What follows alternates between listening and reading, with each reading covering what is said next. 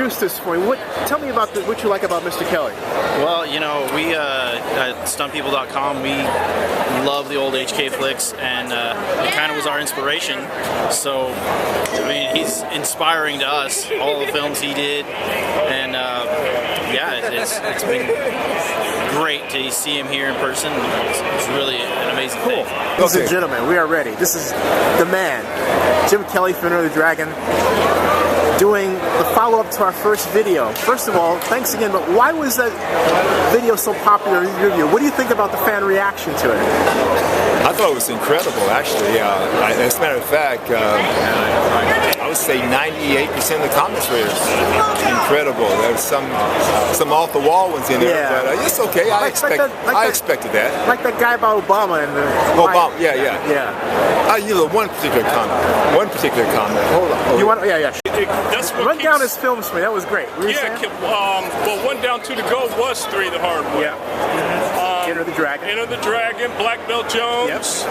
I never saw Black Summer, and I'm sure it was several others. But did you see the 2006 commercial with he and LeBron in animation? No. That was a hot. Yeah, I gotta look for it. Yeah, but you look great. You look awesome. Thank you very much. I really appreciate that. Thank you. So back to it after a fan break, basically. Oh, yeah. So we were talking about, but the gentleman who said that you voted for Obama because he was black, and I did too. I don't want to get this out of the way. Yeah, I did vote for Obama because he was black, but also there's more to it than that, right? I think. Well, first of all, when you really look at it, I voted for Obama because he was black. That's interesting. I tell you what, that's not true. That's not true with me, you know? I tell you why. I'll give you a good example. Yeah. Let's say Obama wasn't running, and the only black person running was the one black candidate, and he was Clarence Thomas. Right. I wouldn't have voted for him. There you go. I wouldn't think about voting for Clarence Thomas. He's black. Right. So if I voted for Obama just because he's black, I would vote for Clarence Thomas because he's black. Right. No. But it gives us certain. Like what I'm saying is, I don't want to sound nationalist or no. Well, I'm not concerned about how I sound. Right.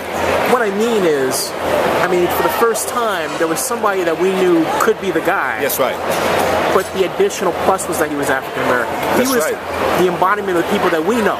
That's right. That's what I'm saying. Exactly. Oh, I know what you were saying. Yeah. I know exactly what you were saying. But because if that's the case, heck, I would have voted for Shirley Chisholm. You know what I'm saying? Sorry, Miss Chisholm. I'm just saying. You know. Yeah. And like I told you before, I voted for Obama. Politics is a little crazy, and I voted for Obama not because of politics, like I said before, because I voted for him because of that image he could present. Right. That could bring people of all nationalities, all colors together more. And with that image of being a black man, and that image would maybe just close that gap a little bit. Right. Make people understand more about black people, what black people can accomplish. And what you've been through, everything. Have a little bit more respect than they do for a certain. Because I talked with Jon Saxon, and we also talked about how he said that he was the person that, remember we were talking about how Bruce Lee had said that he was supposed to be the person that was in Kung Fu. Jon Saxon told me that he was the guy that was approached to replace Bruce Lee. And I said, did you ever tell Bruce Lee? And he said, no. Did he ever talk to you about that? Did Jon Saxon ever talk to you about that? Oh, he really? Yeah. That's interesting. Yeah, in fact, the video that's going to be linked to this one has Saxon talking about that. He was the one that was supposed to replace Bruce Lee for Kung Fu TV series. Right. Remember we were talking about? Yeah. That's to kind of close the loop that we were talking about.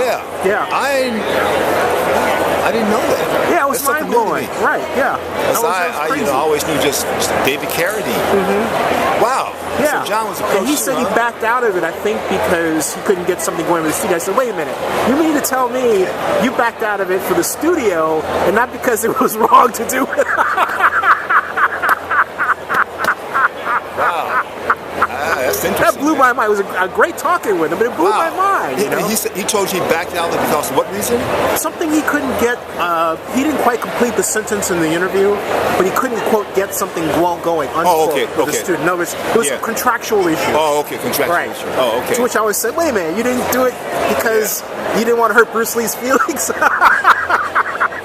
I don't know. Did he know Bruce Lee at that time? Apparently he did. Oh. Let me tell that correctly. I think he realized later in time that was the case. I see. I don't think they had quite known each other at the point when he was approached. Yeah. That was what it was. Oh, okay. Yeah. Interesting. Very, very, very interesting. Yeah. First two questions. I know someone listening to this is going to say, so what do you think of Obama now? What do you think of President Obama now? I'm glad you asked me that. I'm glad we didn't get through this interview without you asking. I have to be perfectly honest with you. I'm disappointed. I've heard that from you, Gary Busey, and Mr. Ed Asner too. Why? Yeah, like I said before, I never really voted for him because of politics anyway. But that's what we're talking about. Issues. I mean, some of the look at the people he has pointed to his. Look at the people he has appointed around him, to surround himself with. Look at some of the issues.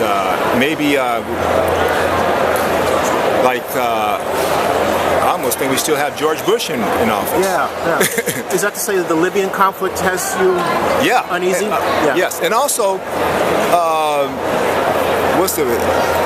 how can I put this out? Because I don't want to get people get too upset out there. But what are they going to do?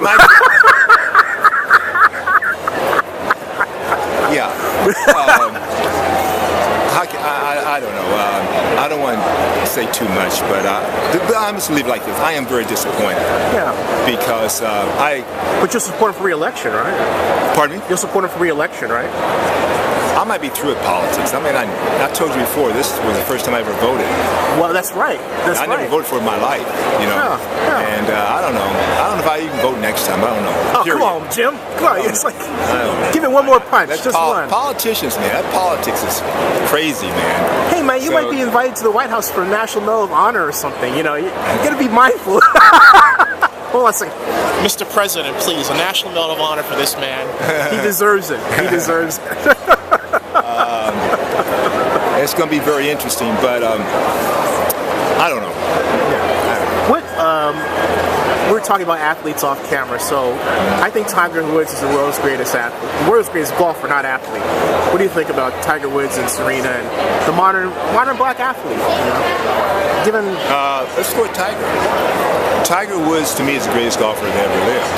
I don't care what they say about any of the other golfers. Tiger Woods, there's never been anybody like Tiger Woods.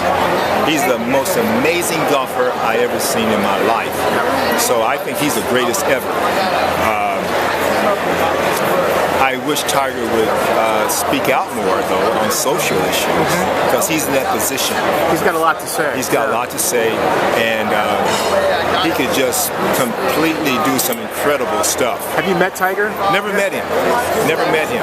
And I think that he could speak out more on social issues. But as far as golf is concerned, I wouldn't. The only reason I watch golf is because of Tiger Woods.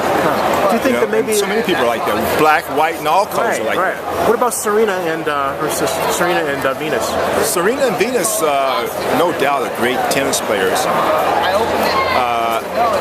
I wish, they have to live their lives the way they want to live their lives, but I wish they had the same passion and work hard at the game like Tiger.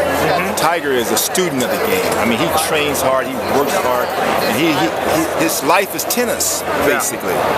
And I wish they could approach tennis. Yeah, which his life is golf. His life is golf. Right. And I wish Serena and Venus had that same approach towards tennis, and they would break every record. Nobody would touch them. But you gotta live your life the way you want to live your life. If you want to, Tiger just tunnel vision on golf. They're not tunnel vision on tennis, which is okay if that's the way they want to do it. But if they were tunnel vision on Yeah. So right. So we were basically talking about Venus and Serena, how they need to focus more. Yes. As athletes, because Tiger focuses on golf. That's right. That's right. Does martial arts help you focus in that way? I mean, because people, your fans are they're all martial arts practitioners. But does that give you that focus that other athletes lack? You know, not to put in. Well, somewhat. Martial arts is such a discipline that it does help you with your focus and concentration, of course. But I think it's just the individual when it comes to professional athletes. I mean, look at Tiger. I mean, look at that focus and concentration, that dedication, and that passion for the game. His father was with him to give him that drive. And either you have it, you don't. What do you think of what he's going through with his personal issues and how he's handled that? Oh, Tiger should never gotten married. He never got married, man.